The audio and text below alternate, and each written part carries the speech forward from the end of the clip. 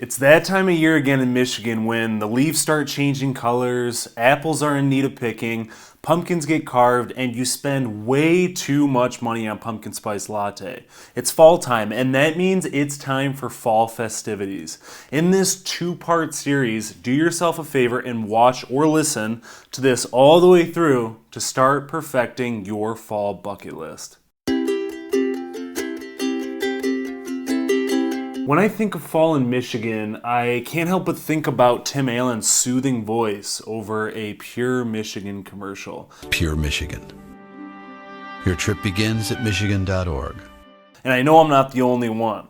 If you're a Michigander wanting to begin the festivities or an out-of-stater looking to get in on the action, the leaves don't start changing colors until the first or second week in October, so keep that in mind before you venture out. To kick off part one of this two-part series, I want to focus on scenic destinations, hiking, driving, etc., then get into the fall festivities that are a must in Michigan, from haunted houses and corn mazes to cider mills and wineries. Without further ado, let's get into this. For starters, people are always curious about where the best places are to see the amazing fall colors in Michigan. If you're willing to make a little road trip to the Upper Peninsula, you'll more than satisfy your thirst for fall colors. Be sure to stop off at the Porcupine Mountains Wilderness State Park and make a stop at Lake of the Clouds to see the pristine reflection in the clear water. Be sure to view the wilderness from the M107 overlook, which is fully accessible and a must to get the best views. This setting is made for hiking and exploring, so be sure to take advantage of it. It'll take a little over 30 minutes to the nearby historic town of Ontonagon, where tourists explore the county historical museum as well as the lighthouse. While you're up there, make a stop at the Upper Peninsula's most northern tip in Copper Harbor to see the fall life on Lake Superior.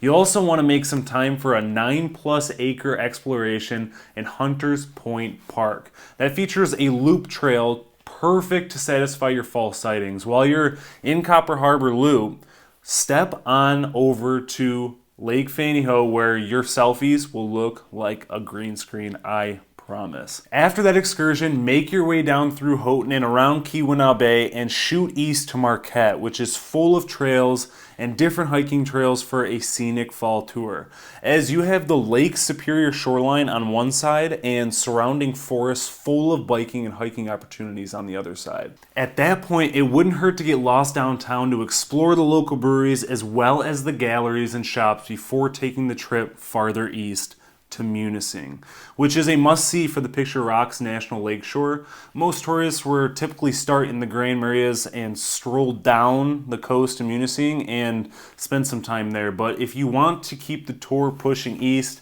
you could venture through Grand Marias and Deer Park to find your way to Dequamenon Falls State Park, where you can hike those trails and see the orange and red colors that surround the falls. I know what you're thinking. Why would you want to go see all these awesome locations when it's not warm and ideal? Well, first off, you can't be asking those questions until you experience it firsthand. Not being in the prime season for tourists will make activities less crowded.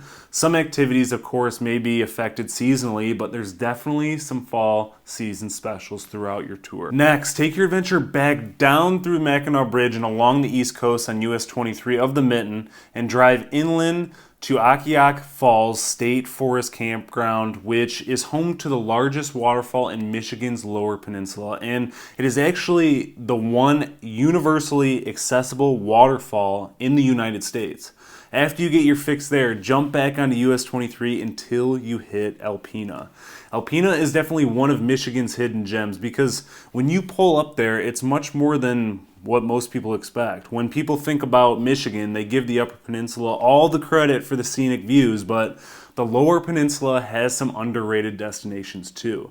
Alpena is this quiet Lake Huron shoreline town that's very historical and offers a lot of natural scenery from its beaches, parks, and little visible islands off of the shoreline. Hopefully you didn't lose your hiking boots at Tequamanon Falls, because you'll need to hit some of the trails in Rockport Harbor State Park to get a slice of the lower peninsula fall foliage. For whatever reason you're not feeling the east coast of Michigan, veer off onto M119 and take a scenic drive through the Tunnel of Trees, which is 20 or so miles of brightly colored hardwoods.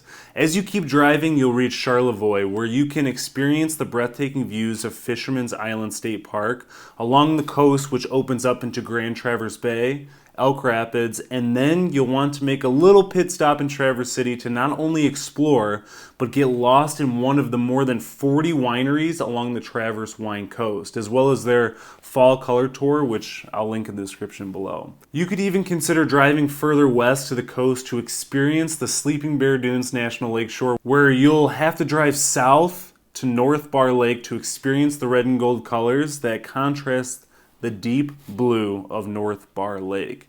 If you had time, you could stroll over to the little towns of Empire and Glen Arbor, which offer a very nice scenic route.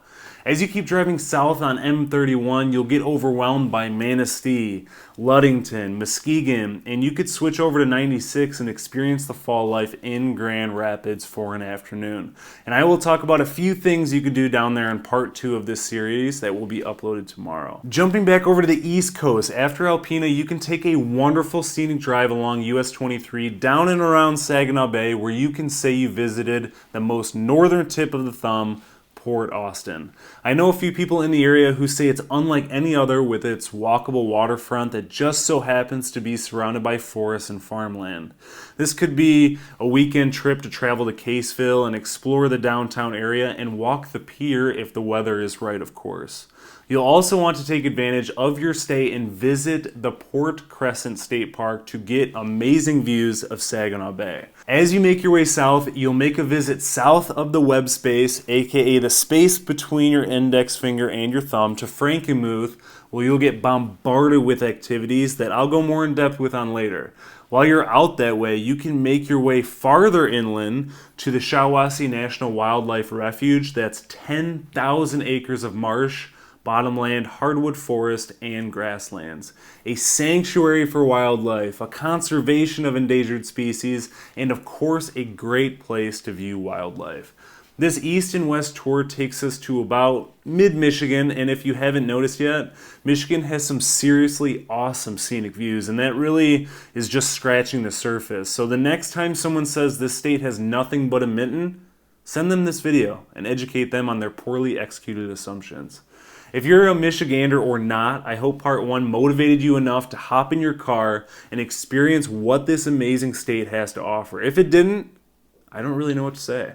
Do yourself a favor and come back for part 2 that will be posted tomorrow, going over the destinations you need to make time for this fall, as well as some activities to add to your thickening fall bucket list. Don't forget to smash the subscribe button, tap the bell to be notified for tomorrow's video and others in the future, and please give it a thumbs up. Stay tuned for tomorrow's video.